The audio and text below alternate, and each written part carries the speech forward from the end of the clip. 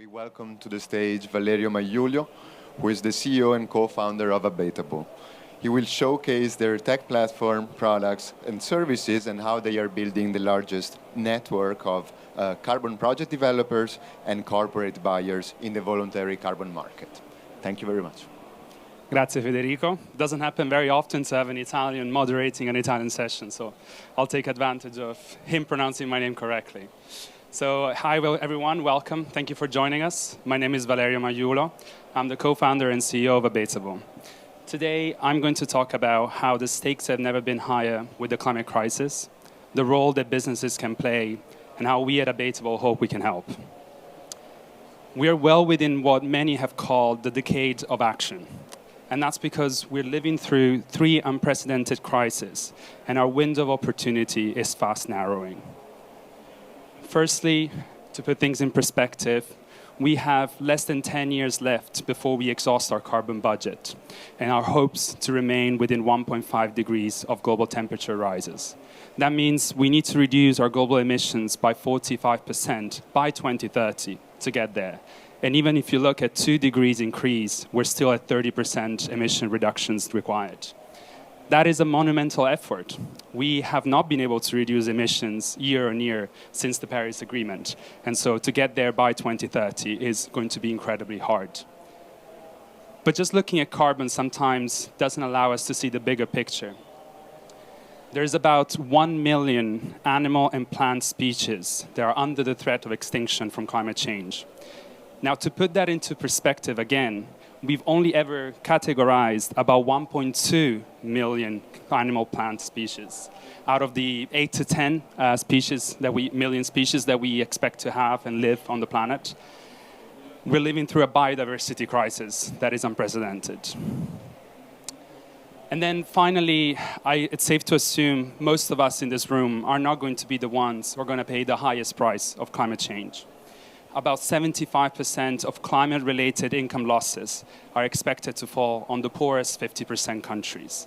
Now, again, let me put that in perspective. Those 50% countries have only ever been responsible for 12% of global emissions, yet they are the ones who are going to pay the highest price of it.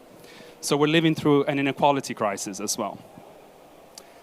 I'll pause there. This is all very doom and gloom, but I hope most people in this room, and I think most people in this room are from businesses and organizations and speak the language of opportunity. So what's the opportunity here? If we look at current policies, we expect to get to 2030 nowhere near where we should be in terms of emission reduction to avoid our planet to warm for more than 2 degrees by the end of the century. That represents a massive opportunity for organizations and businesses to bridge that emission gap and lead the way and be part of the solution. Now, let me be very clear. The imperative for organizations is to reduce their emissions as much as possible first. The imperative is to invest in decarbonizing their own activities, work with the supply chain, and invest in low-carbon technologies. But that is not going to be enough. This is a monumental effort that's going to require a global transformation of our supply chains, of our energy production, of our infrastructure. And so the IPCC, so the Intergovernmental Panel on Climate Change, in their latest assessment has put out a fantastic chart which we've tried to make a little bit easier on the eye. And the message is really, what are the biggest mitigation opportunities that we have in order to get there by 2030 with those emission reductions? And they've identified several initiatives and actually estimated both what is the potential from a gigaton emission reduction perspective, but also from a relative cost of the technologies and those solutions. And the key thing that I want you to take away from this chart is truly that there are some technologies for which the cost is already quite affordable. And so we're talking about wind and solar. And so at a relatively low cost, we can get already a pretty significant emission reduction. But there's a lot of other solutions for which the cost is still prohibitively high. There are no financial incentives to carry out and complete these solutions without any other mechanism.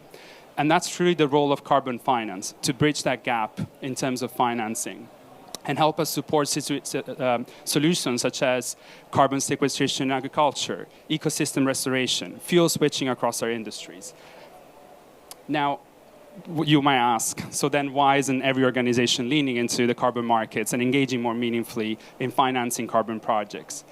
It's a market that is still has many barriers for it to grow significantly. Firstly, it's very complex. There simply is a lack of alignment in terms of standards, in terms of communication, in terms of how we talk about carbon finance, carbon projects, and how we measure impact. And so without proper resources and knowledge in-house, that can be a daunting experience for any organization looking to lean into it. Secondly, we actually don't have any way to quantify, mitigate, and measure the risks that any organization may face when engaging with carbon finance. We're talking about reputational risk. We're talking about financial risk. We're talking about even political and jurisdictional risk in some cases. And then when you look at sort of the emission gap and those sort of 15 to 20 gigatons that we need to achieve in emission reduction by 2030, the market is still not able to deliver on that in terms of its size and its potential. And so a lot of organizations are struggling to understand how can they commit to a net zero future, how can they commit to a long-term carbon strategy without actually knowing that they can secure the right supply to achieve that. And finally, when you discard even all of this, there's still a lack of alignment on how we talk about the impact we're having. How do we measure this impact? What are the KPIs? And what are the claims that companies can make with carbon finance? So all of this makes for a very daunting experience when engaging with the carbon markets. And that's exactly why we've created Abatable. Now, as Federico was saying, Abatable is a carbon procurement and intelligence platform. Our mission is to empower every organization to build a thriving future for climate, nature, and people. And so to solve those three unprecedented crises we just talked about. Since founding Abatable, and together with Ecosphere Plus, which joined our team earlier this year, we facilitated over 45 million carbon credit transactions. We've also helped channel over $180 million in critical carbon financing towards credible and impactful carbon projects. So how do we do that, you might ask? Firstly, we focus a lot on standardizing data. We think data is truly at the core of solving for the complexity in the market. So we look to understand project-level data, country-specific data, policy data, risk data, and really try to provide both the tools and the expertise to understand that data, digest that data, in order to make better decisions around carbon markets. Secondly, a very important focus of ours has also been on quality and integrity. And this is to ensure that carbon finance is truly going towards the most credible projects and the most impactful ones. And so we've developed our own way to assess these risks, mitigate these risks, and provide guidance to our clients and to the organizations we work with. We've also developed the largest database of carbon project developers. This spans all 6 continents, many countries. There's over 300 million tons available to be transacted on our platform. And that really allows every organization that works with us to find the right partner within carbon finance. And most importantly, to do so not just from a spot transaction perspective and from a one-off transaction perspective, but actually starting to think about the long-term purchase and how you're going to secure those carbon credits and support these projects on a longer basis. Finally, we also support you in understanding how to best communicate the impact you're having with all of the stakeholders in your network. That means impact reporting. It means transparent key performance indicators and impact metrics so that you can ensure that actually you're able to speak about the impact you're having more broadly. I'm going to address the elephant in the room, which is, if you've seen the news, if you read The Guardian or any other newspaper, the voluntary carbon markets are on shaky grounds and have been going through massive scrutiny, especially in the latter part of this year. And that's predominantly because of a lack of transparency, limited governance, and also misalignment of incentives across all the stakeholders, which has truly led to us channeling carbon finance towards project with, let's say, overstated impact. But we at Abatable are true believers in the power of carbon finance to bridge that emission gap, help us build that thriving future that we're talking about for climate, nature, and people. So if any of that resonates with you and you're keen to come build the future of the carbon markets with us, we're literally across the street from this booth, so you can't miss us. It's G30. You can see it through there.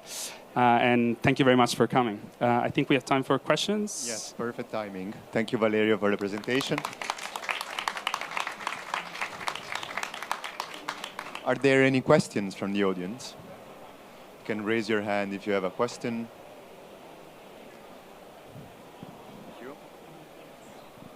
Thanks for the presentation, very interesting. Can you talk a bit about your commercial model? Do you sell to larger corporates? How do you address these? Who do you talk to at your clients? And then how do you monetize the business model? Thank you. Thank you. Thank you for asking a question. Thanks for coming. So predominantly, our business model is focused on a platform basis. So we actually charge our customers to access our platform, and rather than monetizing on a margin basis. And all of our transaction fees are based on the units that are facilitated to the platform and are transparently communicated both on the developer side, so on the supplier of carbon credits, as well as on the buyer side of the market. And so we are hoping that that brings a little bit more transparency in terms of this intermediation and all the margins that sort of keep adding up from the creation of carbon credits to the final retirement.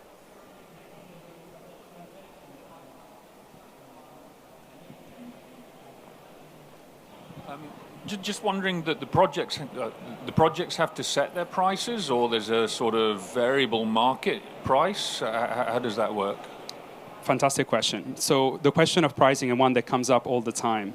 And the key challenge that we have is there's just still no clear correlation between prices of carbon credits and the quality and the risk of some of these projects.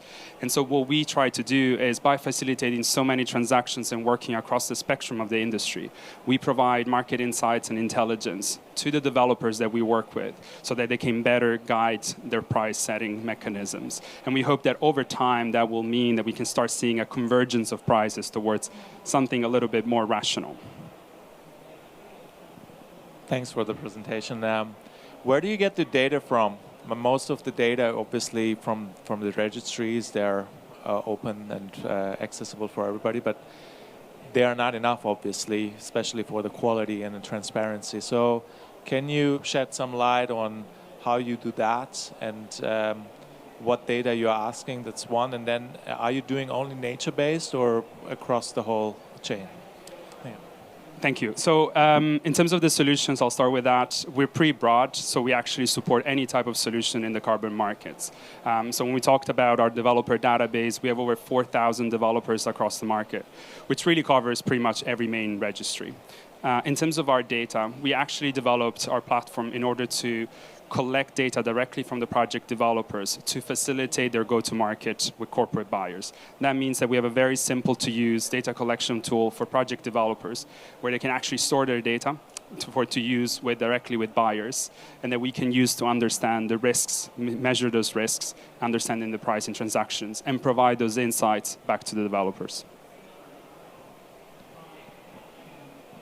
Quick question on the data standardization that you talked about. Great that you are driving it with an Abatable, but any moves of driving standardization across the industry, across the globe, so that you can make projects really comparable and investable? That is a great question. And I think that's the biggest challenge that we're facing today as a market, which is the lack of standardization across many different standards, registries, verification, and methodologies.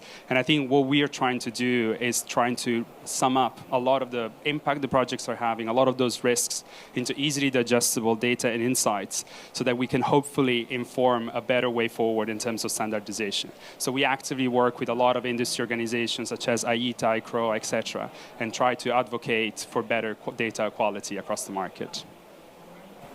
All right. Thank you, everyone, for the presentation. Thank you, Valerio, for the presentation, and thank you, everyone, for attending. Thank you, everyone.